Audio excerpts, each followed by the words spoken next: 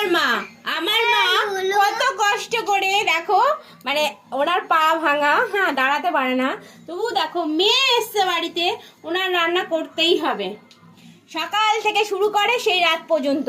আর এই দেখো কি করেছে তোর উলুকে, কি করেছে? আমার উলুকে এই কাকড়া কামড়েছে, আজকে ওকে ছাড়বো না, খেয়ে না। বলছে কি জানো, জানবি বলছে কি, এই কাঁকড়াটা মানে যখন মা কাটতে যাচ্ছিল মাকে কামড়ে নিয়েছিল, তো বলছে তুই আমার ইলুমাকে কামড়েছিস, আমরা আজকে তোকে খাবো। হাঁপিয়ে গেছি কথা বলতে বলতে।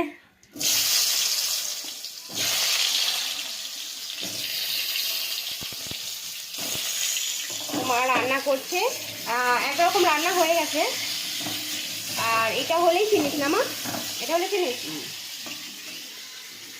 এটা কি বলো তো, এটা আমুদি মাছ দিয়ে পেঁয়াজ কলি দিয়ে এটা চচ্চড়ি হয়েছে, ঠিক আছে? এটা খেতে জাস্ট অসাধারণ লাগে।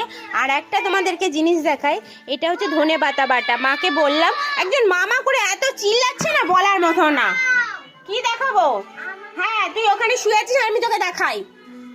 চিৎকার করে আর চিৎকার করে। এখানে টিভি চলে যাচ্ছে, বাট টিভি দেখার লোক নেই, টিভিটা অলমোস্ট চলেই যাচ্ছে।